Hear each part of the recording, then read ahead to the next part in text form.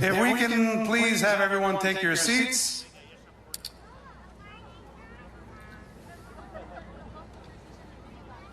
Good afternoon, good evening, good morning, depending on where you are. Happy Hanukkah to all participating. Tens of millions of you seeing this through broadcasts and social media, and the thousands of you joining us here on the Ellipse in Washington, D.C., just across from the White House behind me. I see there are some people still trying to get into the site. We're doing our best to move you quickly, and with just a few moments, I'm sure you will all be seated.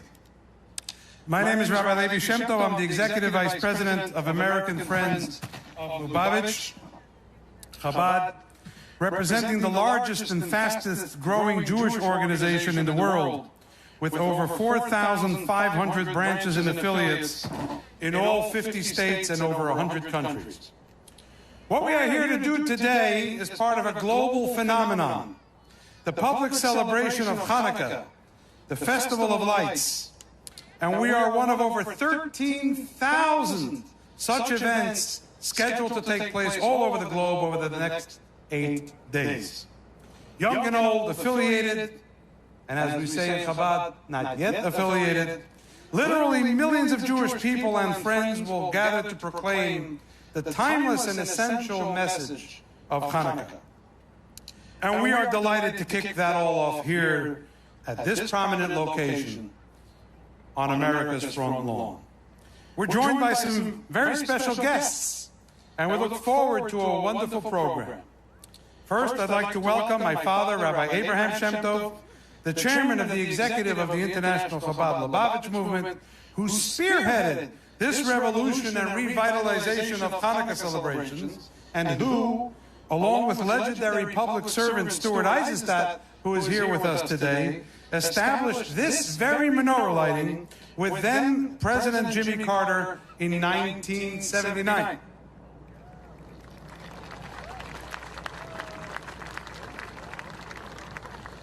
From the administration, we are delighted to welcome the second gentleman, Mr. Doug Emhoff, who is joined by members of his team and a number of senior White House officials, including Deputy National Security Advisor Ms. Ann Neuberger.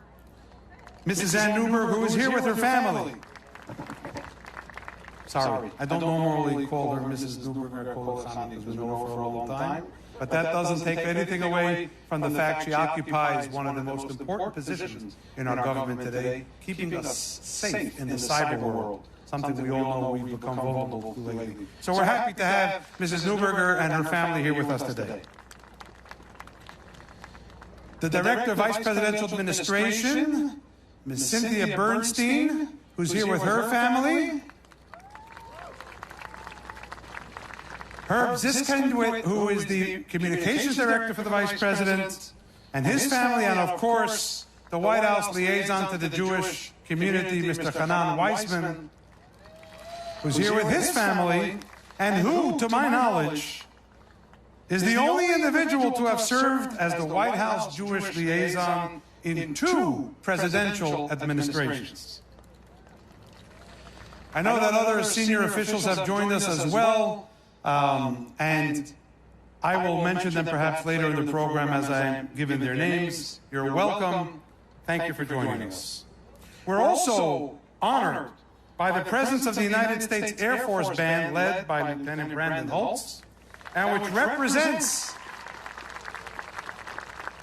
the ongoing support of the Military District of Washington for this celebration. And they are also represented here by their staff chaplain, Captain and now Major Designate Menachem Mendel Stern and his family who are here. The Three Cantors are here, led by our musical director, Jeff Nadell, along with Maestro Avi Albrecht of Beth Phil in Baltimore and Arya Hurwitz, who splits his time between New York City and Palm Beach. And so, let's begin with a warm welcome and Hanukkah medley by the United States Air Force and the Three Cantors as soon as the Three Cantors are in position. And I would just like to point to you that there are guides on your seats, or at least there should be, which have the lyrics to the song so you can join along. And we also will have them on those screens. So, without further ado, please put your attention to the stage to my right, to the Three Cantors and the United States Air Force Band.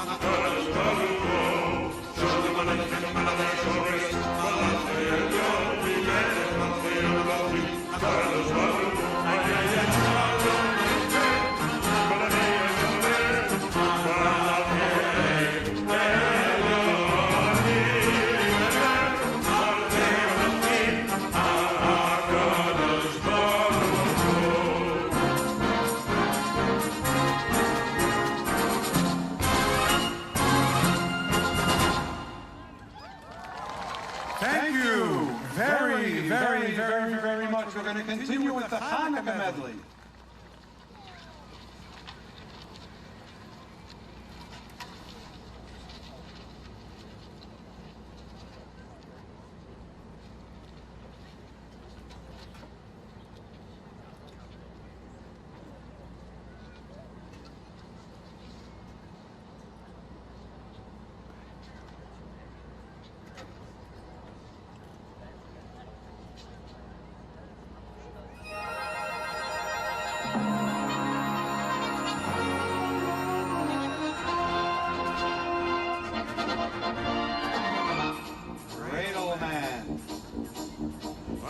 Heading to the rail, I made it out of clay, and went to the library, then I did not should play, oh, little, I really want to play, oh,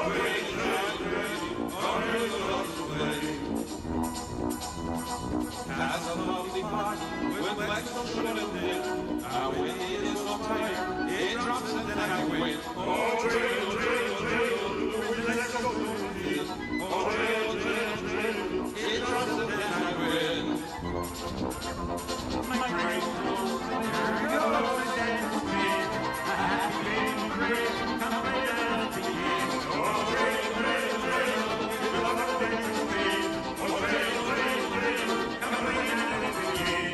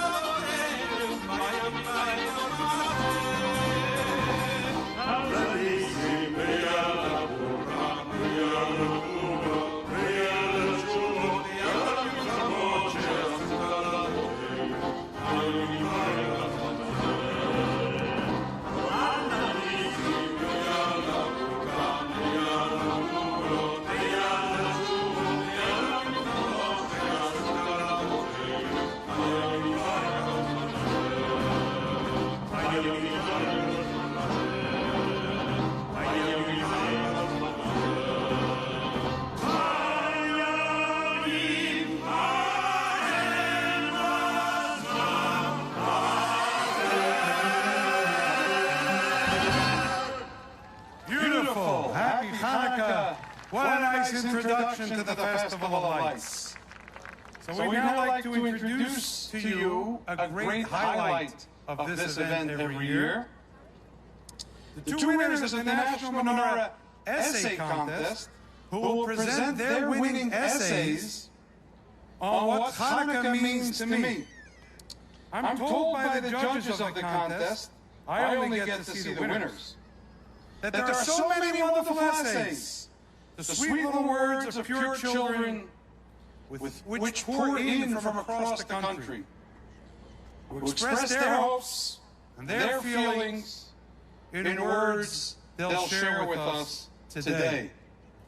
As you can imagine, an event like this takes a huge effort by a large number of people working, over 100 of them here today, to put together this event. Let's just have a round of applause for all the people who have worked to do everything from set the chairs, to build the stage, to write the music and take the screens and the photography and work that all out.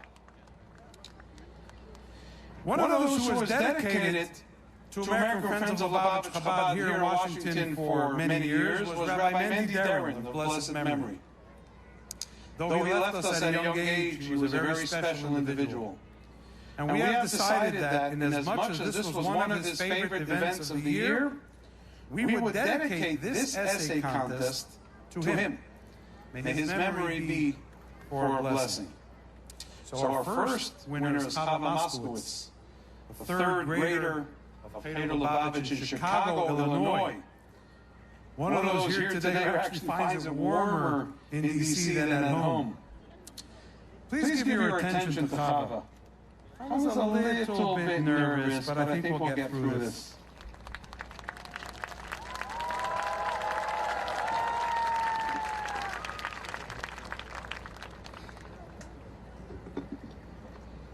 Hello and happy Hanukkah.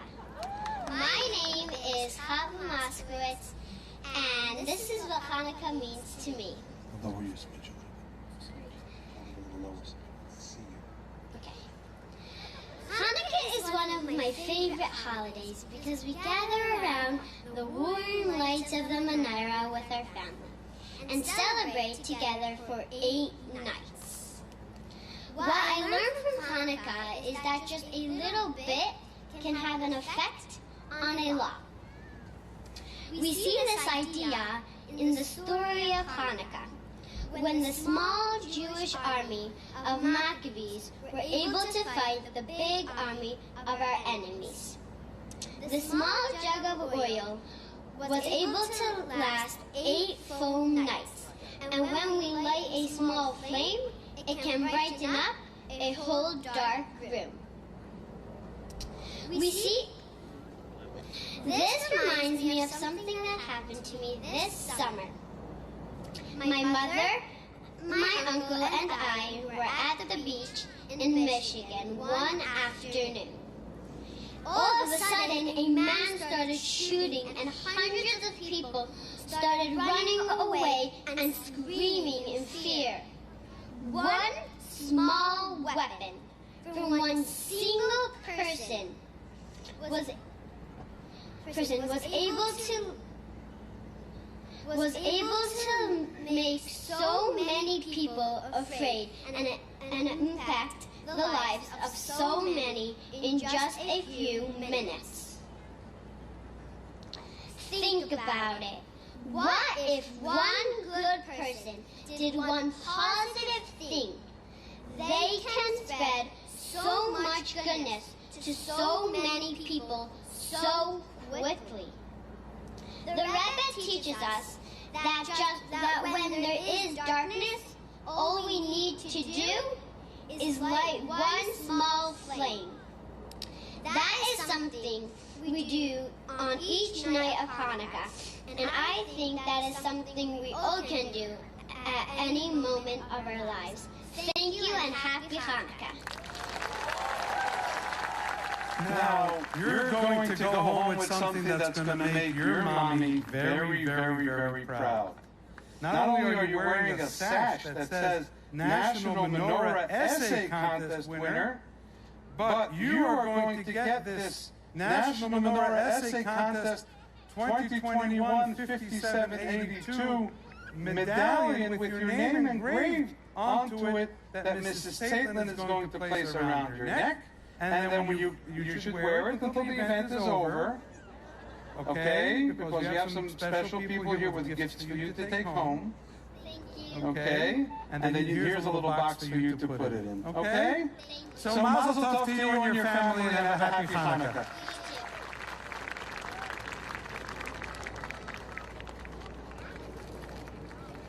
The next winner of our essay contest, Chava is in third grade. Maya Ben Shmuel is in fifth grade at New York Hebrew in New York City. We're going to listen to Maya's essay read on what Hanukkah means to her.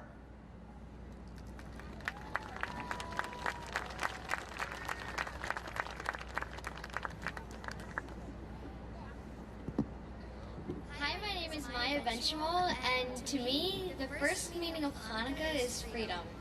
During the story of Hanukkah, the Jews were forbidden to practice what they believed in, and that wasn't right. Hanukkah is about doing what you love and believe in. The Maccabees fought for the Jews' freedom, and they won. They tried showing God thanks for winning the war by lighting the menorah. Even though they did not have enough oil, the menorah miraculously stayed lit for 8 days and nights. The Maccabees, a small 200-man army versus 2,000 men and 50 elephants, they won. They won the freedom for the Jewish people to be who they are and want to be. This should not be a side note. This is the headline. The other headline is that a pitcher of holy oil, not enough for even a day, lasted 8. I mean, if that's not a miracle, I don't know what is. The second meaning of Hanukkah is hope. During the COVID-19 pandemic, a hard struggle for many, we still lit the Hanukkah. And even with all the fear and panic, the light was still just as bright. Although the world around me was changing, I always saw Hanukkah as a festival of lights, a time to remember. It was scary when everything was so different and unpredictable, and the world seemed so unfamiliar, but not Hanukkah. I looked forward to this time of year, the lights, the unchanged history, and the jelly donuts. Hanukkah kept me hopeful, and I realized Hanukkah is about hope, hope for the future, our future, and how Judaism will be there to guide us and keep us strong through the good and the bad. To me, Hanukkah is not just a holiday. It's a time for hope, freedom, and love. Happy Hanukkah. Maya, I gotta say that's a wonderful, wonderful essay. I'm sure your teachers and your family are very proud of you. And I adore this beautiful sash that says National Menorah Essay Contest. And you too will go home with a special medallion of first place from across the country in this essay contest. And here's a little case for you to place it in. Mazel tov and happy Hanukkah to you. Thank you so much. You're very welcome. And a round of applause for Mrs. Shana Caitlin, who ran the essay contest, sifting through all those essays, helping bring them to the judges and be in touch with all the schools. Over 1,000 schools were part of this initiative. Let's hear a round of applause for Shana.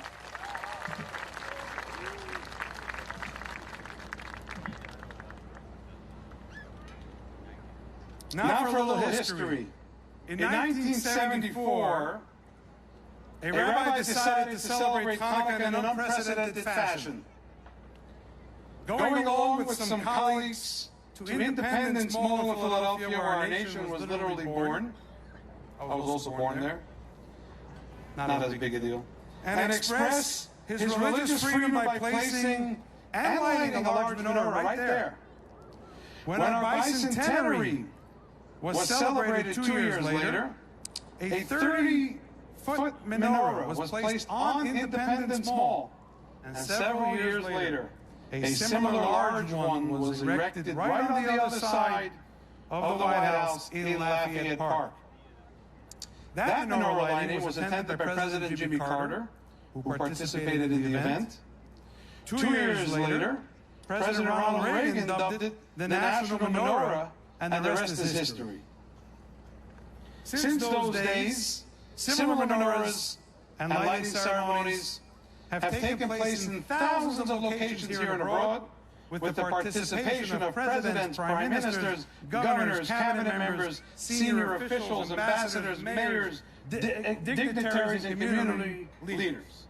Actually, President Biden, who was away with his family for the weekend and sorry to miss this event, was helpful in getting this started while a senator, and attended and participated as vice president a few years ago, and missed being with his family to be here with us. This time, he had to miss being with us to be with his family, and we hope to welcome him again, of course, at a future celebration. The one who started all this, as previously stated, is my father, Rabbi Abraham Shem Tov, who is here with us, and we would like to hear remarks from him at this time, and if he would please come to the stage and share some words with us.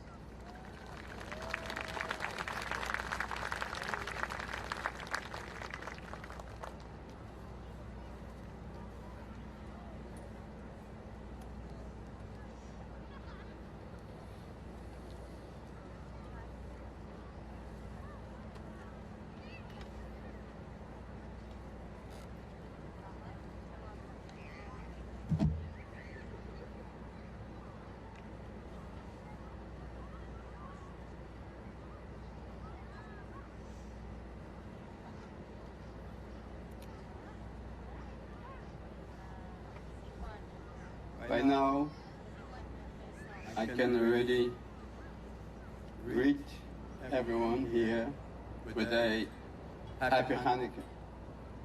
The time of the day introduces us, brings us into that moment.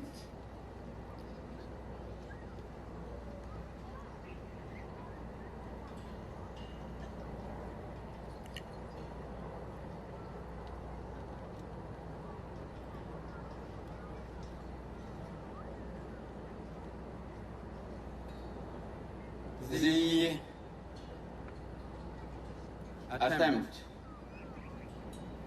to turn the event that was observed for so many years under the most difficult circumstances, etc., to bring it out in the way we did, or attempted to at that moment, was the result of the appearance of the Rebbe, the one who was able to take the observance of our past, which was limited to the book, their homes and centrist synagogues. He took it out and he brought it out to the outside world, because the outside world was part of the creation of God and His attempt and agreement to become a part of our lives in the world around. The Rebbe rose us at a time when we and others like me have just recovered of the Holocaust, ran away from Russia, observance of Yiddishkeit took a lot of guts, which only a few were able to follow, and this was the Rebbe, who took everything out of the books into the real life. As a result, there's no point in the world today that does not have shliach and a functioning organization for stability, for the observance of our Jewishness and our message to the world. There are many people here, leaders, who have seen it happen in the United States beginning through here. And therefore, what we are now marking is another phase in this period of turning the world from the inner parts of us, part of our lives, into the full open lives. I am certainly, together with my wife, extremely fortunate to be here and to see the continuation, the furtherance of our son Levi and his wife Susanne Gesund. But we have to remember, this is a part of a new period in creation and in the history under the auspices of the Rebbe. Therefore, I want to thank each and every one of you who have come and joined us in this moment. However, I do want to also mention, in my travels, I had the opportunity for quite a period to share a little of my traveling time with another person who too was then traveling. And I don't know perhaps what was his opinion. My opinion was, well, this is a means, I have to come to this, I have to travel. And on the way, if I get somebody to talk to and so forth, rather good. But very soon I realized that those moments in themselves were part of a very important part of my life, suspect also of his life. And the other person was none other than the president. And I want to take this opportunity to wish him success in continuing to bring the world, as the Rebbe started and continues now through his emissaries, to realize each and every one of us his or her duty. And Hanukkah marks the moment in which this was victorious of this change, and we're looking forward to Hashem, the completion of this, and the coming of Mashiach Tzedkenu, the ultimate freedom, and everyone, us and the others who assigned the destiny and the reason for this creation, to be able to do it in a full sense, because of Mamash. A good Yom Tov, a happy Hanukkah.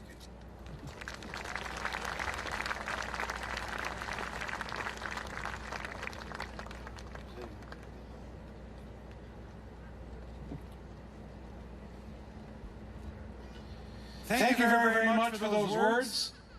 We know that millions of people are enjoying the fruits of your labor, as well as your efforts going back to your time with Mr. Eisenstadt back then in the Carter administration. But look what it has spawned, an entire literal plethora of events around the world.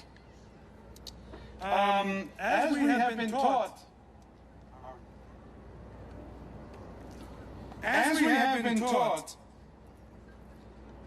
Hanukkah is not only a time to celebrate the miracle which happened in our holy temple in Jerusalem some 2,200 years ago.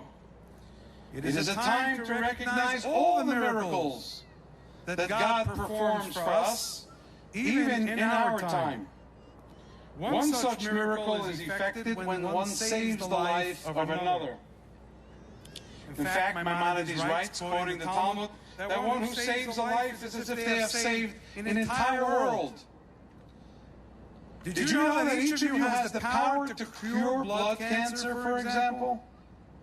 The Gift of Life Marrow Registry recruits blood stem cell and bone marrow donors to save the lives of patients battling leukemia, lymphoma, sickle cell, and 100 other diseases. Tonight, as we celebrate the miracle of Hanukkah, we are thrilled to also celebrate the miracle of saving lives through bone marrow and stem cell donation.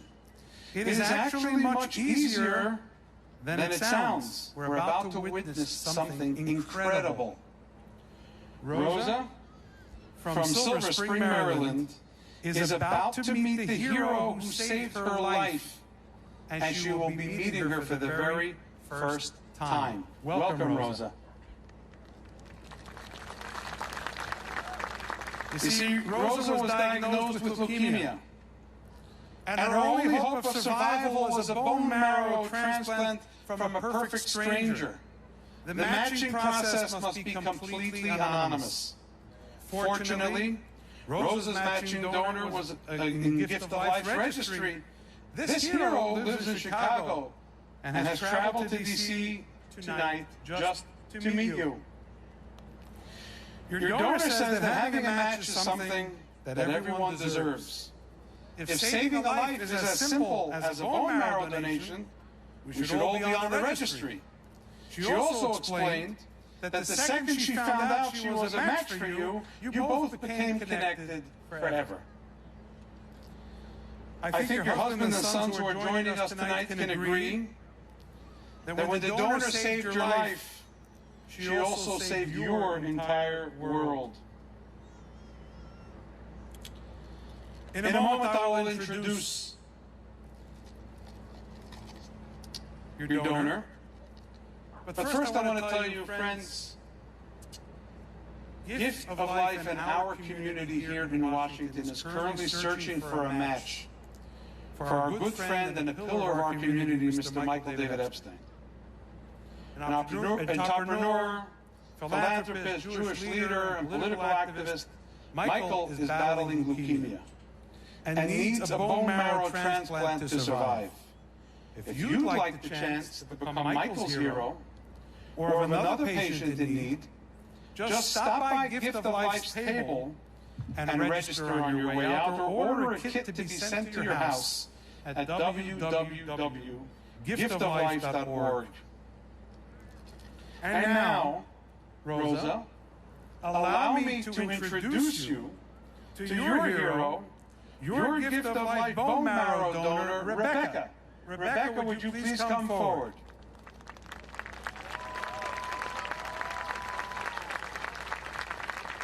They are meeting for the first time.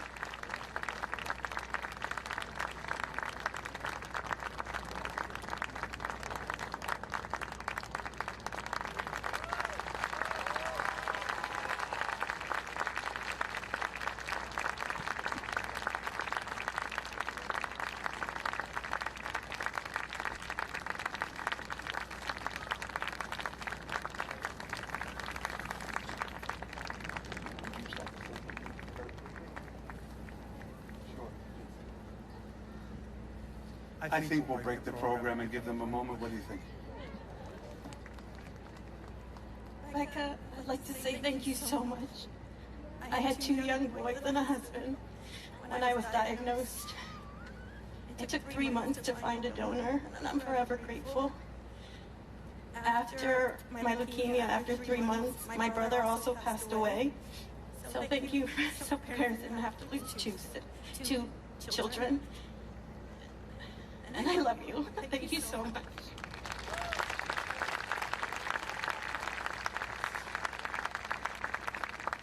I am overwhelmed, to say the least. I just want to quickly take a moment to thank Gift of Life. It's such an incredible organization, and if it weren't for them and their hard work, I would never be here today, and I would have never known to join the registry. So in front of all of you and everyone watching at home, please consider taking 20 seconds out of your day to swab your cheek if you're able. Get on the registry, because you could truly be the difference for a patient and their loved ones. So thank you so much for having us, and happy Hanukkah, everyone.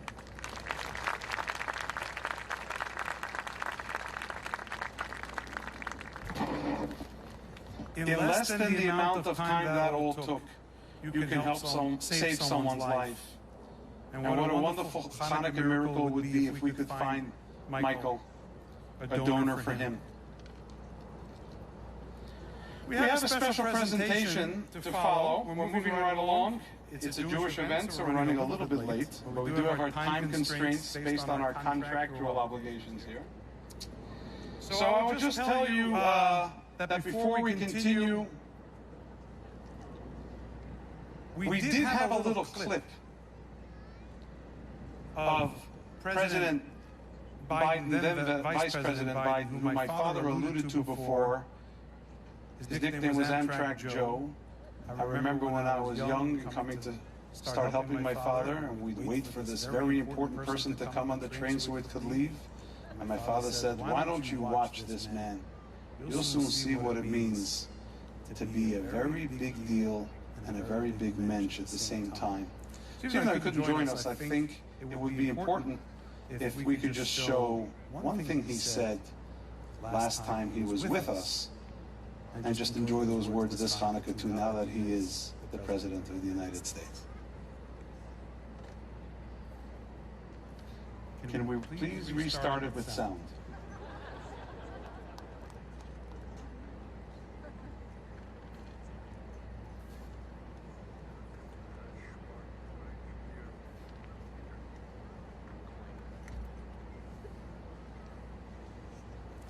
We'll try again after the next presentation.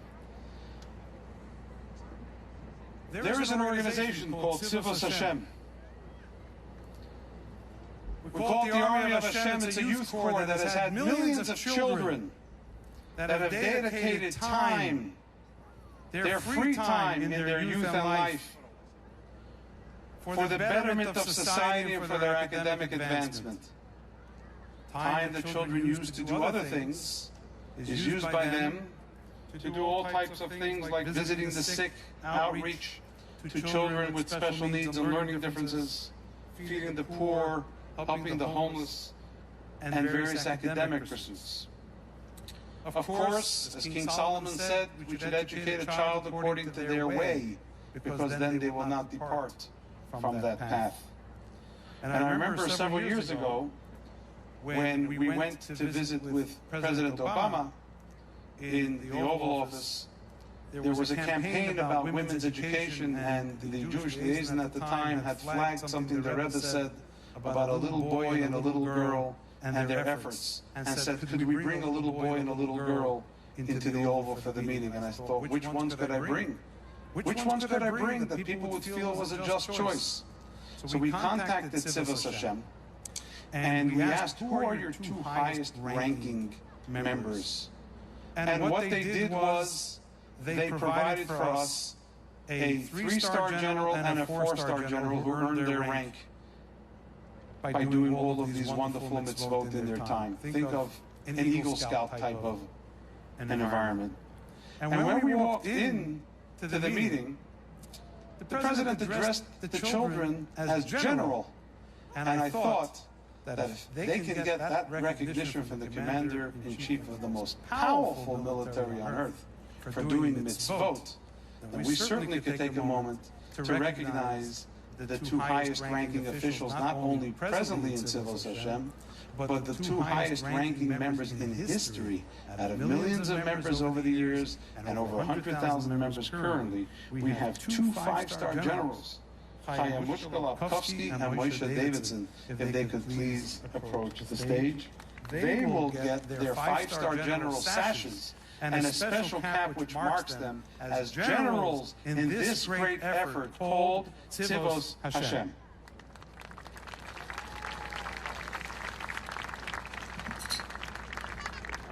We're going to give you your 5-star cap. You already have your sash. Oops.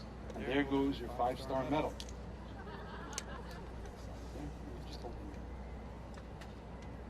And for Chaim Mushkalov-Kovsky, she is the most accomplished member of Tzivos Hashem in history. In over 40 years, the one who has achieved more than any child in decades. I wish you all the best in your adult life. She just was bat mitzvah and honorably discharged. It's only for children until bar bat mitzvah. Many people mark that as sort of their graduation. You mark this as the beginning of your service to help make the world better. Mazel tov. We are very proud of you. Happy Hanukkah.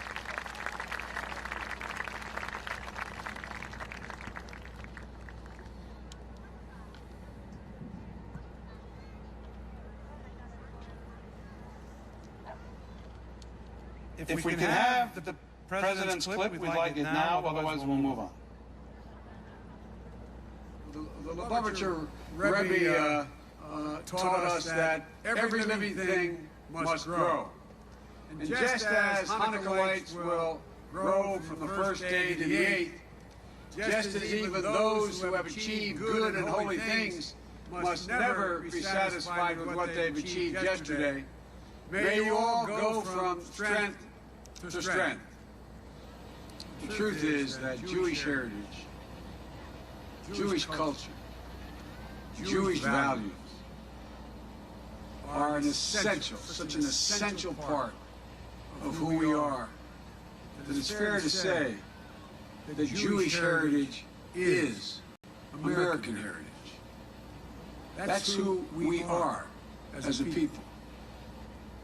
And to me, that's part of the miracle. The miracle we all celebrate together, as you celebrate with your families tonight. Thank you so much. Those words, as you can tell, live on way beyond the day on which they were said. And if there's one thing I can say about President Biden, he truly does understand our community.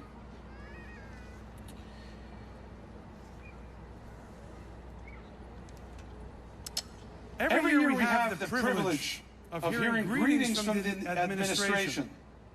And as I said before, this event and others like it have been attended by officials on all levels. This year is no different. Indeed, we are honored to have with us this evening the second gentleman of the United States, Mr. Doug Emhoff. Mr. Emhoff, we're waiting for your Hanukkah greetings and look forward to them. Thank you very much for being here with us this evening.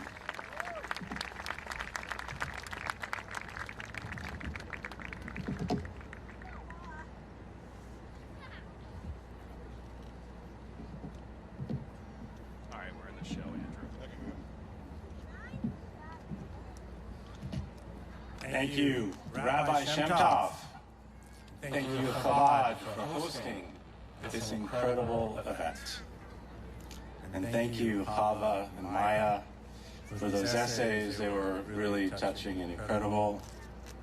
Rebecca and Rosa, to see you up here and share that incredible bond and that moment with us, I'll never forget. The rabbis, cantors who are amazing, the band, leaders, American Jews everywhere, and everyone else around the world watching. It is such an honor to be here tonight as the first second gentleman of the United States.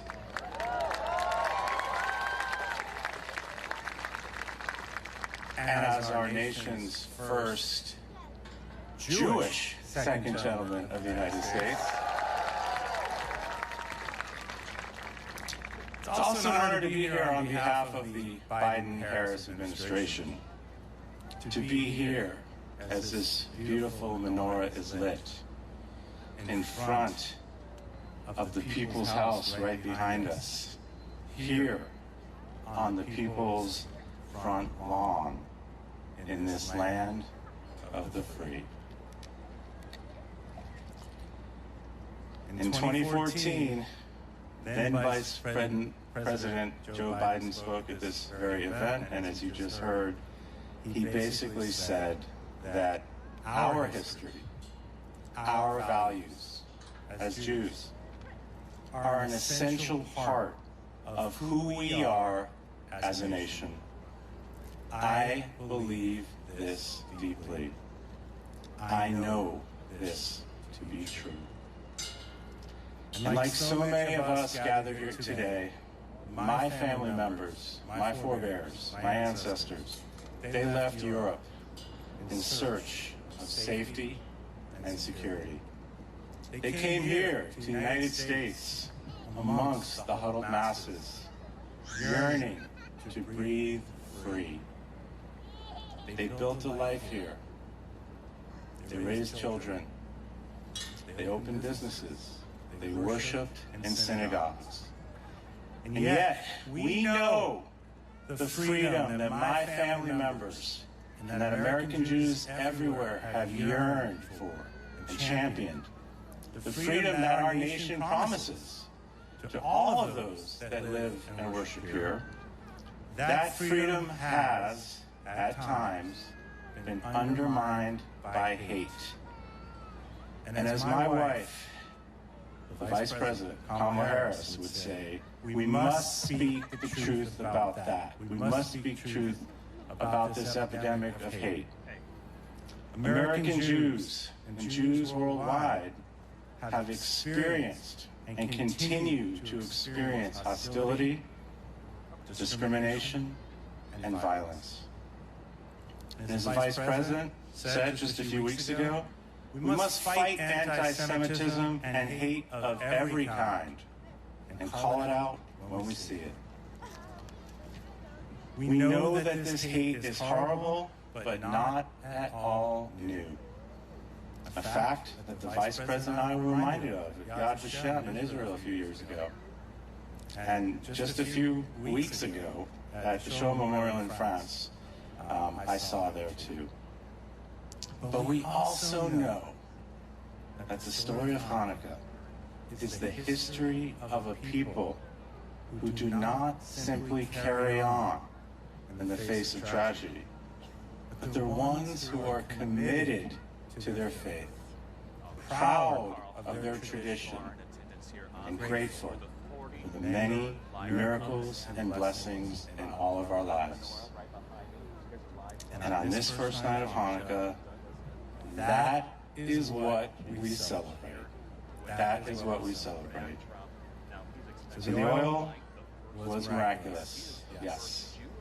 But each year, I find myself equally inspired by the story of human resilience. As the people of Israel were being forced to abandon their culture and beliefs, a small but dedicated band reclaimed the temple in Jerusalem and rededicated it to God. The ancient Maccabees, they teach us that in the face of the senseless, the selfless can prevail. In the face of the powerful, the people can prevail. And in the face of darkness, light can prevail. So, on this first night of Hanukkah, Jews all around the world are going to light their menorahs in the windows of their homes, just like the Vice President and I are going to do later tonight at our home here in D.C. And as we light this menorah on this lawn of the free, let us rededicate ourselves to doing everything we can to shine a light on hate so we can put an end to hate.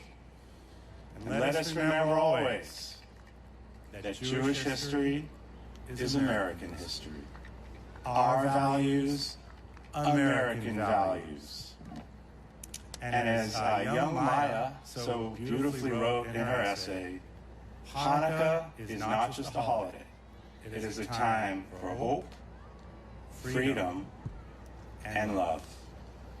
On behalf of the President, the First Lady, the Vice President, and myself, happy Hanukkah, everyone! Thank you so much for having me.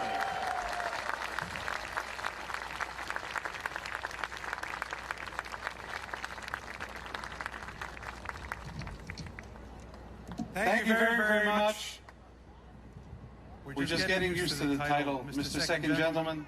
We appreciate your participation with us and delighted that you have chosen to join this event. In fact, when you mentioned that we have to shine a light on hate, we have with us some leaders of an effort called Shine a Light on Anti-Semitism. And they are trying to do exactly what you referenced. Darkness can be really bad and takes various forms and is a challenge to deal with. But the most effective way to get rid of it, as we have mentioned, is to dispel it with light, acts of light, illuminating the lives of those around us. This beautiful menorah behind me, and while I mentioned Shine a Light, I just want to say that with us is the CEO of the Conference of Presidents of Major American Jewish Organizations, Mr. William Daroff. And many of the organizations joining us all with Shine a Light are under that umbrella. I would note that I'm delighted that many of them used to oppose this menorah, something that President Biden couldn't understand. But now everyone seems to have come around and we're all rallying behind this. This beautiful menorah behind me is actually made from recycled aluminum. And that aluminum and resources to make this menorah were provided by ISRI, the Institute for Scrap Recycling Industries. All across our nation and going back to the early days of Jewish settlement in the United States, our community has been active in the recycling space, turning what others discarded into usable, valuable material. Today we do that with building energy sources and so on. So for all you know, that can you threw in the recycling bin somewhere may just be part of this brand new menorah behind me. A literal replica of the one we retired because the structure was worn. And I'm pleased to note the presence of ISRI leadership here with us today to celebrate the inauguration of this new structure. I just want to share a quick word or two before we light the menorah and conclude our program. And that is that I encountered recently two important surveys with a similar number of 40%, which both gave me reason for concern. One was a survey which reported that 40% of Jewish people in America had a close experience with anti-Semitism. That's 2 out of 5, serious number. A different survey pointed to a response by 40% of younger Jews in America who consider themselves Jews of no religion, meaning that Jewish identity for them is not based on Judaism. Now I know my community, and I am fully aware of various levels of observance therein, but Jews of no religion, that is the dream of the Hellenist oppressors of the Maccabees and the Jews of their time, who sought to destroy our temple and our faith and practice. And in a certain way, those numbers are not disconnected. Indeed, they might be related. Anyone tracking the news knows that anti-Semitism is on the rise. No matter your station in life, you are aware of it. And our government leaders have taken note, upgrading the position of Special Envoy to monitor and combat anti-Semitism to the level of ambassador. We hope the designated ambassador appointed by the President will soon be confirmed and hopefully join us at a future lighting ceremony. But fighting anti-Semitism is not so simple.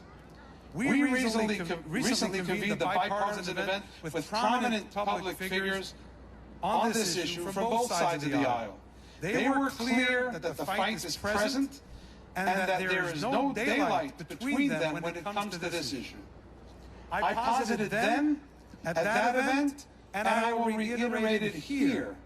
The effective way to combat anti-Semitism is a robust, informed, and involved Semitism. To fight for our Jewish identity to be peaceful, we must know what it is and what it means. So therefore, I ask you all here today who are of the Jewish faith to resolve to strengthen your identity as Jews, not to be afraid even as we are concerned, and to remember that God told us, the Jewish people, more than any other command, beginning with our first patriarch Abraham, to be fearless and understand that He is our shield. And once you feel strengthened in that commitment, I urge you to find 1 or 2 more Jewish people and help them do the same. And to those of our friends who are not of the Jewish faith, I thank you on behalf of our community for standing by us in these times. You are on the right side of history, and we will never forget your support, as those who came before us were sure to remember. Just a few weeks ago, I had the special occasion to pray at America's oldest synagogue in Newport, Rhode Island. The very father of our nation, President George Washington, wrote to that community those famous words which follow. The government of the United States, which gives bigotry no sanction, to persecution no assistance, requires only that they who live under its protection should demean themselves as good citizens, in giving it on all occasions their effectual support.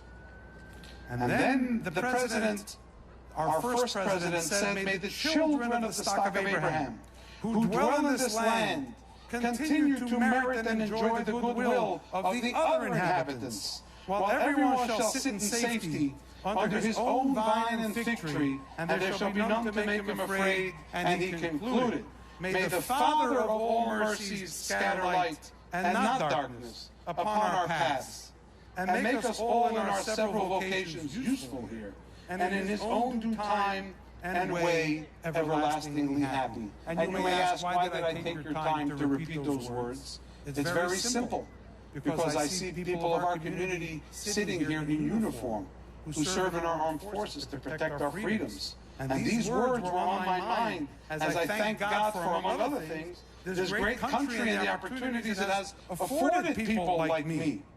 Echoing the words our first president wrote to those who prayed in that very synagogue centuries before. And so those words ring true again, here, today, and across the nation for all time. We are honored that in this sacred space, America's front lawn, as it were, affords our people the opportunity to live in this nation by those words of our founding fathers. And we should use this opportunity to strengthen, as I said, our commitment to our Jewish faith, especially since we have the unprecedented opportunity to practice it. We're now about to light the menorah. And when we do so, the Three Cantors and the United States Air Force Band will make the blessings. We will light the first middle candle called the Shamash. We will then light the first one on the end because it's the first night of Hanukkah. I would just ask, there will not be any other announcements, but I will ask that everyone stand in place after the lighting as we conclude with Oseh Shalom and then God bless America. The first song, of course, asking for peace upon us, upon all of Israel, indeed all the world.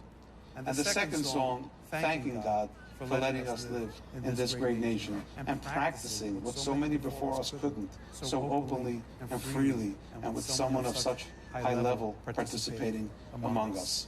I just want to, before we light the menorah, acknowledge that this is a privately funded event. This is not a government-funded event, though the government does cooperate in whichever way we need to make it possible. So we want to acknowledge our people who support us. Many of them are mentioned in the booklets that you have.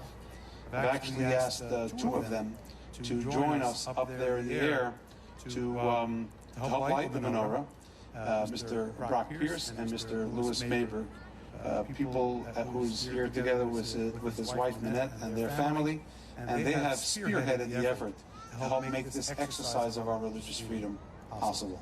So we will now light the menorah, and then we're going to have the two songs rendered of Oseh Shalom, God Bless America. Thank you, United States Secret Service. Thank you, United States Park Police. Thank you, United States Air Force Band. Thank you, the United States Military District of Washington. Thank you, everybody who helped us make this such a splendid event. And thank you, God, for the good weather. Due to some of the COVID restrictions we had, afterwards everyone will be able to get donuts and refreshments at the back, and just at the corner are the latkes. For whatever reason, it doesn't matter, but they will be served at that location, open for everybody to participate. Thank you. We're going to begin with the blessings of the menorah now.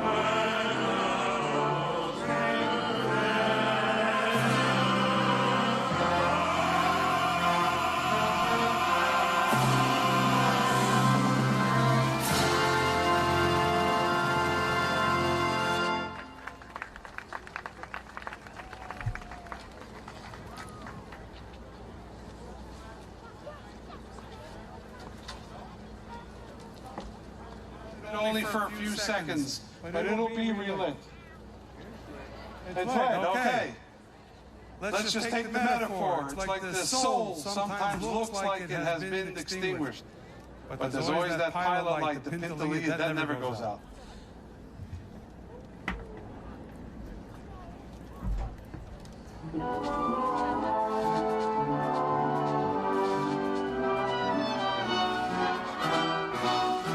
Oh, say